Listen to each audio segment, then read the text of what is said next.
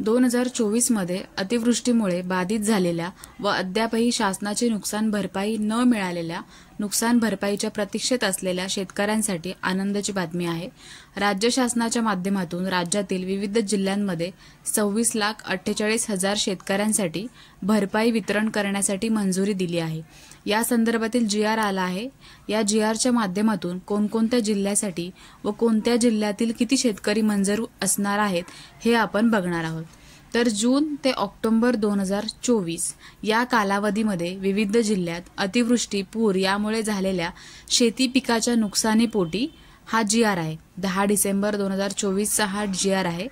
त्या GR मध्ये व्यवस्थित लिहिलेलं आहे की जून ते ऑक्टोबर 2024 या कालावधीत राज्यात विविध जिल्ह्यात अतिवृष्टी, पूर यामुळे झालेल्या शेती पिकाच्या नुकसानीसाठी शेतकऱ्यांना मदत देण्याकरता संदर्भाधीन क्रमांक 3 येथील शासन निर्णयान्वये निश्चित केलेल्या दरानुसार 2,920,57,50,000 इतका निधी वितरित करण्यात शासनाची मंजुरी देण्यात आलेली आहे। तर आता कोणकोणत्या जिल्ह्यामध्ये कोणकोणत्या शेतकऱ्यांसाठी किती निधी दिलाय तो आपण बघूया। हा निधी जो आहे तो शेतकऱ्यांना डायरेक्ट DBT पोर्टलद्वारे लाभार्थ्यांना थेट त्यांच्या बँक खात्यामध्ये वितरित केला जाईल।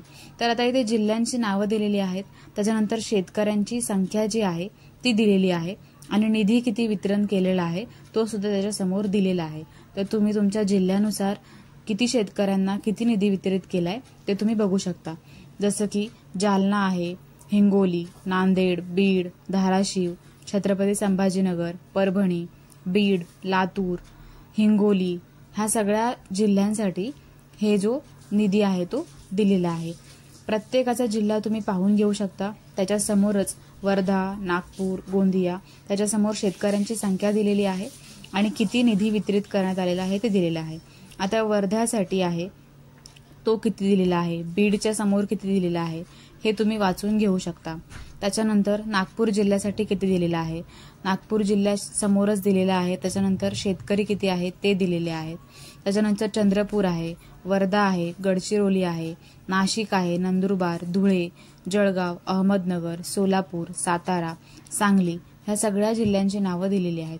पुणे जिल्ह्यामध्ये काही विभाग आहेत, नाशिक, नागपूर, त्याच्यानंतर नागपूरमध्ये किती आहेत एकूण वर्ध्यापासून सुरू झालेली आहे। त्याच्यानंतर छत्रपती संभाजीनगरमध्ये किती जिल्हे आहेत विभागानुसार त्यांचे जिल्हे दिलेले आहेत आणि त्याचा कालावधी आहे सप्टेंबरपर्यंत तो दिलेला आहे आणि त्याच्यानंतर त्याच्यासमोर शेतकऱ्यांची संख्या दिलेली आहे आणि निधी किती वाटप झालेला आहे तो दिलेला आहे। तर वर्ध्यासाठी 2,83,00,000 इतका निधी देण्यात आलेला आहे। नागपूरसाठी 152 शेतकऱ्यांसाठी तेवढा निधी देण्यात आलेला आहे असं प्रत्येक शेतकऱ्यांच्या समोर दिलेला आहे। तर हा GR वाचून घेऊ शकता। GR ची लिंक आहे मी ती व्हिडिओच्या डिस्क्रिप्शन मध्ये दिलेली आहे। ज्यांच्यासाठी हा व्हिडिओ महत्त्वाचा आहे त्यांच्यासोबत तुम्ही शेअर करू शकता।